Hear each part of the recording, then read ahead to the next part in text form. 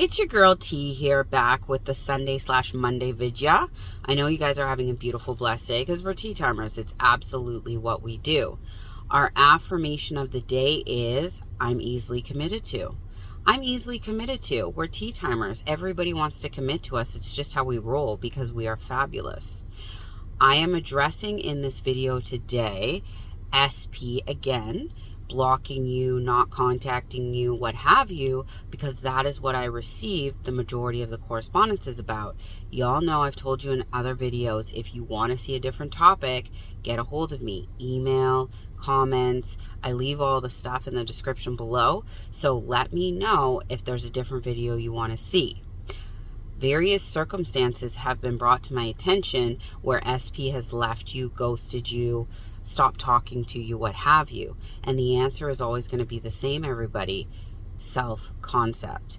I am in no way blaming you for SP treating you any old way, for leaving you, for causing havoc in your life. That's shit.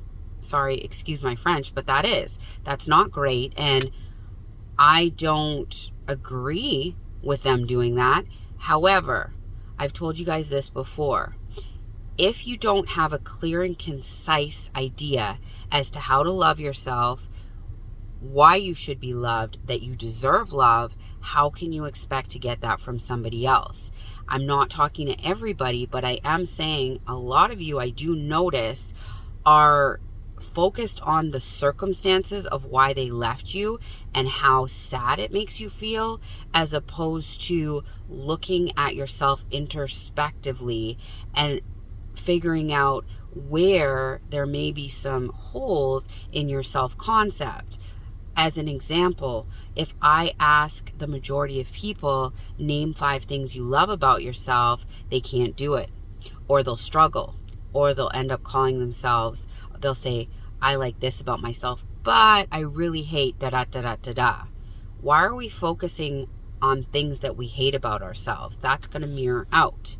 If you don't really care for yourself and you are always putting other people ahead of you and thinking that you're lucky if somebody chooses you, that's going to reflect back. That's going to reflect back. Your self-concept is so invaluable to everything in your life. You don't realize how much of what's going on out here comes from how we feel about ourselves in here. You need to prioritize loving yourself. Wake up in the morning, do your self-concept affirmations. I'm a king, I'm a queen, today's going to be beautiful just like myself. Everything I do is amazing. Everything that I want wants me more. I'm desired, I'm wanted, I'm chosen. Look at my hair. I love how it looks today. You're beautiful, T. You look like an amazing queen. You're the star of this show because I say you are. You are a queen. Everything's going to work out for you today because I say it is. Everything in my life is perfect. Things are always flowing for me effortlessly. I love you, T. I love your body. I love your long pink nails. They look fab. I love how you always take care of me. I love how you always take me on dates. I take myself on dates once a week. SP or no SP, I've been doing that for years. I prioritize myself. I get my nails done every 2 weeks. I make sure my makeup looks the way I want it to every day. I do things that make me feel amazing because I am amazing, and that's how I expect my partner to treat me when they come into my life. I've told you guys this before. When you have someone coming into your life, they're supposed to be an add value. They're not supposed to be your life. I've fallen into the trap before of putting everything on hold for that person in my life, switching everything I love doing and going on their schedule because I felt like I had to form my life around them. You guys are a partnership. You should be feeding off of each other. Your life is super important. Their life is super important. You guys have to roadmap out what that looks like together, collectively. But if you don't know that you're a priority and you don't know that your life is just as important, if not more important than that person's in terms of what's important to you, then how are you going to let them in and believe that about yourself? One of the comments of one of the subscribers was surrounding children and how her SP left her with the babies and how she feels about that. Of course you're going to feel sad. I've had that situation in my life as well. But let me tell you this much. It is okay to feel sad and grieve those emotions. It's garbage that someone left you with that big of a responsibility. But you are a queen. You can raise these children with or without a man in an amazing way. They're going to be loved. They're going to be cared for. You're going to do an amazing job. I know you want your SP back, and I know you have an idea in your head of what parenting looks like with that SP. Same idea. Work on self-concept. Make yourself feel so love-bombed and give your children all that love that you would with your SP. And you're going to see as your self-concept starts to evolve and you start to feel so good within yourself and how much love you have raising these children, these beautiful blessings, that they will naturally gravitate back towards you. I don't know how old the babies are. I'm assuming they're little from what little bit I read in the comment section. Circumstances can change like that.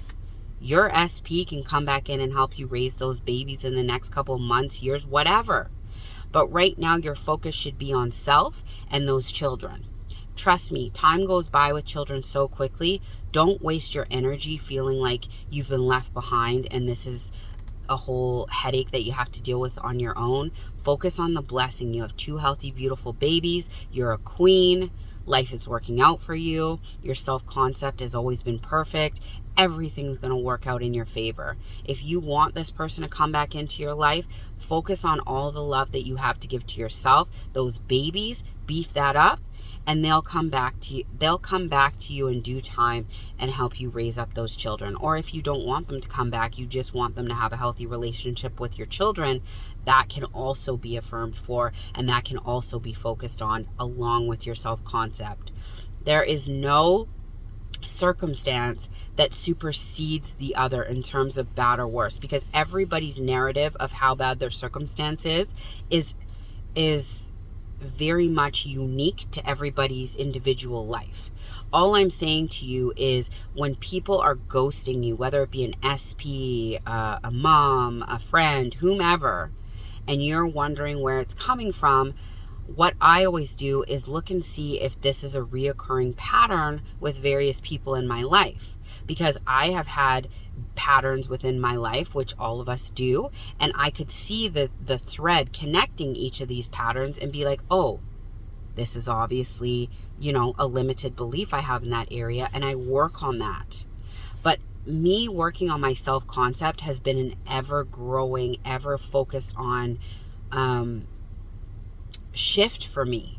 From the beginning of manifestation, I always prioritize self-concept because I know how invaluable it is to our whole journey. The whole journey of manifestation is finding your way back to self, prioritizing yourself, loving yourself, and kind of taking out and erasing all of those crappy negative beliefs that we've been raised with since we were children.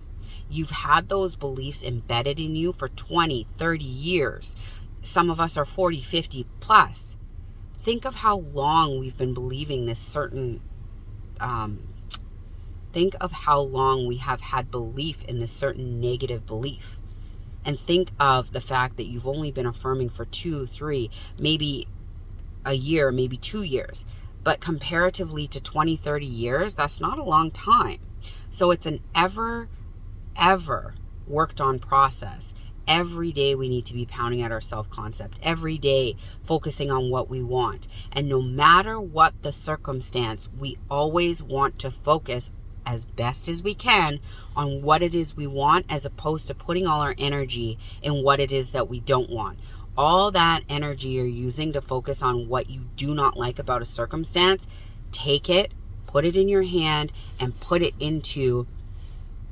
your energy into how you want your circumstance to look, how you want your self-concept to look, how you want things to be. If you shift your perspective over here and you stay here, your 3D is going to unfold in a way that you have never seen in your life. All it takes is focusing your energy in the other direction and trying your best to take that out of the equation or push it away. Grieve these circumstances for as long as you need. I'm not saying 2 weeks to a year. I'm saying take a day or two to feel crappy about it if you need to, and then refocus your lens on what it is you want, where it is you're going, how your 3D is going to look for you. Because you're a king, you're a queen, and this is totally possible for you. Y'all see the success stories of SP, career, money, travel in people's comment section on YouTube. They are not special. You can do it too.